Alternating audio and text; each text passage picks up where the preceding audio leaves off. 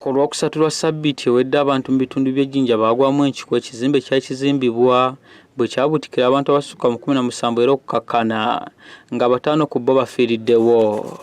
Okuva ku lunaku olwo poliisi n'ebitongole nga Red Cross akamagye bazze bayikula gafunfugu agabuutikira abazimbi era omulimu guno gwakomekkerezeddwa nga abantu 5 bakafiiriddemu ate 12 nga bakyali mu mbeera mbi.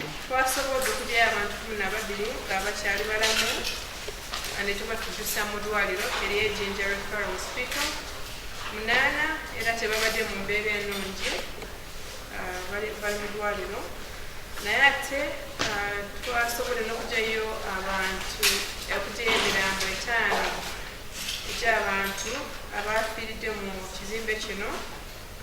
Tusobodde okutegeerako amannya ag'abantu 4 abafudde.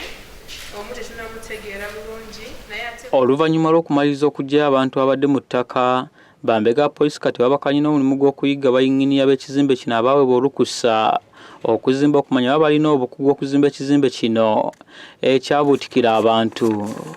Tukyali mu kunoonya inginiya ne supervisor ababadde bakulembera okuzimba kuno nga twagala kutegeera bulungi oba babadde balina qualifications ezibakkiriza okuzimba ekizimbe kino oba ebintu bye bakozeseza bituufu mu kuzimba era tulina samples zetutute tulina exhibits zetutute tuli mugeza okutegeera ensonga eyavuddemu okugwa okw'ekizimbe kino.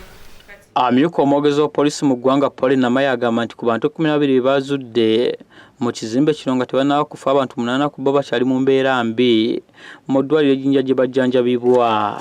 Abamu ku bantu abafudde kuliko Isabye Joseph w'emyaka 2, Akula Bosco w'emyaka 22, Mukoko Dennis w'emyaka 29 ssaako Kisakye Balaba ng'ono atemera mu gy'okulu 18 nga bano bonna babadde bava mu bitundu by'Ejjinja. Mu ngeri y'emu ekitongole ekivunaanyizibwa ku by'empuliziganya mu ggwanga ekya Uganda Communication Commission nga bali wamu ne poliisi bakoze ekikwekweto mu ggandaalo lya Ssabbiiti mwe bakwatidde abantu abadde bakozesa obuuma obumanyikiddwa nga sim box nga obukyusa amasimu agakubibwa okuva ebunayira ne galabika nga gava kuno. Sim box ng'eno gye twogerako omuntu oba abantu bagyenyigiramu nga bafunye ebyuma ebisobola okuba nti nno bitwala sim cards eziwerako oba nga nnyingi ne bazikozesa okuba nti nno amasimu agava mu bweru w'eggwanga oba mu buvanjuba bagateeka ku katale kaffe ng'oluusi amasimu gano gayise ku intaneti okutuukira ku byuma byabwe nga amasimu gano bwe gajja ku katale kaffe mu kifo kyokugalaba nga amasimu agavudde ebweru w'eggwanga because gayina ebbeeyi ya njawulo tugalaba nga amasimu agavudde mu katale local market tobanga munno ali ekireka akubidde songa omuntu akubidde ali mu Amerika oluusi ali Bulaaya. Omwogezi w'akakiiko k'ebyempuliziganya Ibrahim Bosa ategeeza nti byuma bye baakutte babijja mu bifo omuli Masanafu gye basanze akuuma akabadde kagenda mu layini z'essimu 5, Clement Hill Road wano mu Kampala ne mu bitundu by'e Kasubi. Masanafu mu Lubaga Division wano e Kampala ttiimu eyakoze okunoonyereza yasanze abantu ababadde balina sim box emu nga eina sim card 545. Bano abantu babadde abantu 3 era nga kati bali mu mikono gya poliisi.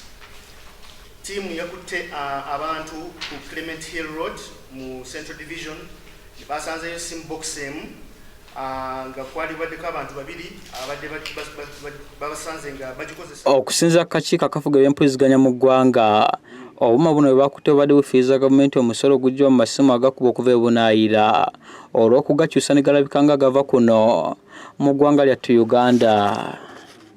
Bano babadde bannayuganda amagezi nti singa babbibwako amasimu gaabwe bafuye nnyo okutegeeza poliisi n'emikutu gy'amasimu kubanga abantu abatwala amasimu gaabwe bajja mu layini ne batandika okuzikozesa mu bikolwa ebimenya amateeka. Joseph Omuyiggo, Delta TV, Amasukulu.